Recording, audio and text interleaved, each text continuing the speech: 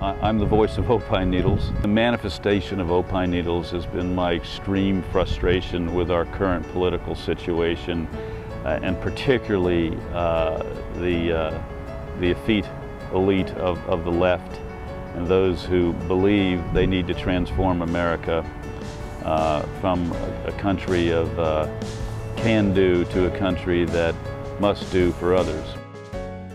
I was born into a Republican family. I was born in an area of the country, which was in the Northeast, that actually had very, very few conservative Republicans.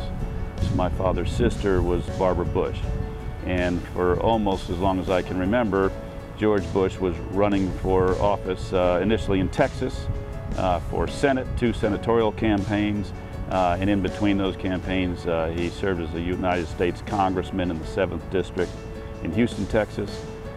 So politics were always a topic of conversation in our family, and Republican politics were just a way of life. From NBC News Election Central, a special 1-hour edition of the news, reported by Chet Huntley and David Brinkley. Turned out in the late, tired hours of last night or the early, tired hours of this morning, Richard Nixon won the election this time where 8 years ago he lost it in Illinois. I remember very well campaigning for, as a, I think, 7th grader for Richard Nixon. I can tell you that in our neighborhood there weren't a lot of people campaigning for Richard Nixon. Raise your right hand and repeat after me. So I remember very well the 1989 inauguration for George H.W. Bush in D.C., and we had this amazing family party in the White House, and it really demonstrated how big and loyal a family George Bush has, because there were probably 200 family members there. Anybody who visits the White House and doesn't get goosebumps is not normal. And it doesn't matter how many times you go, the history just exudes everywhere you look. I know my kids will look back on their White House visits and really appreciate the fact that they know a couple presidents, and that they were able to be a little teensy part of American history. Today, our fellow citizens, our way of life, our very freedom came under attack in a series of deliberate and deadly terrorist acts. We were in a meeting in New York. Ironically, we'd been scheduled to be on the 101st or 2nd floor of our office building with the firm I was with at the time. And so we moved to the 4th floor of the Omni tower, which was right at the base of the North Tower.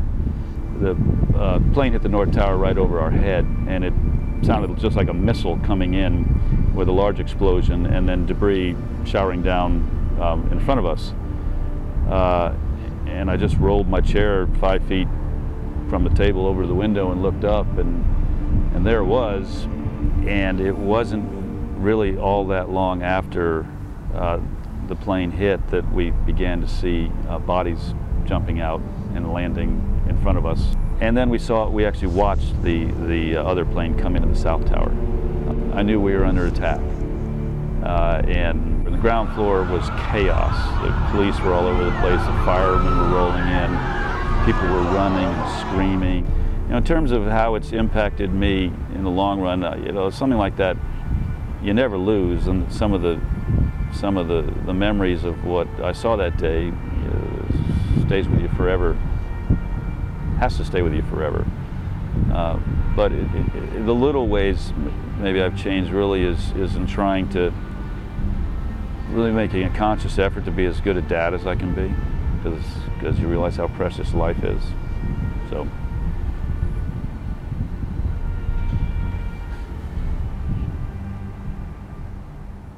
What being an American means to me is to talk about American exceptionalism, and the fact we are the most noble experiment in the history of mankind in terms of creating a system of government which has historically allowed for equal opportunity for all who come onto our land from whatever shores to pursue a better life.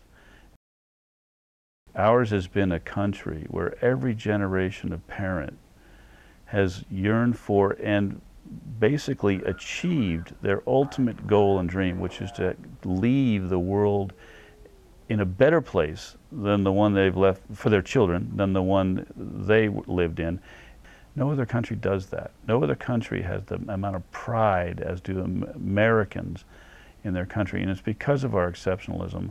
And it's that very exceptionalism that we run the risk of losing through social engineering that's being perpetuated right now by the left, and why I feel so passionately about Opine needles and the message we're sending.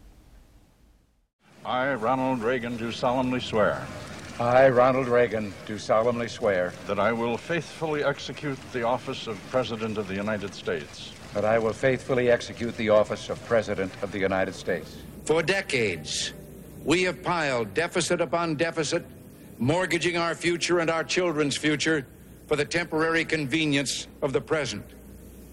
To continue this long trend is to guarantee tremendous social, cultural, political, and economic upheavals.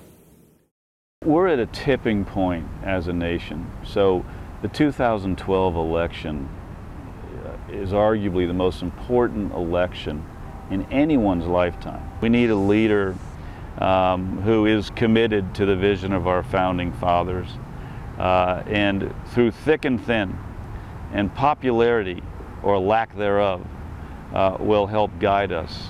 That's the kind of leader Abe Lincoln was, another wartime president. And the way we're going to fix this problem is going to require some incredibly tough decisions, largely around entitlement spending. We can't tax our way into prosperity. Never happened in the history of man, never gonna happen. It's going to take a president and a Congress to realize that tough decisions have to be made, and that which many Americans think they have become entitled to needs to be reduced. What we're really looking for here is for Opine needles to become a platform for the distribution or dissemination of opinion and education for the inquiring mind.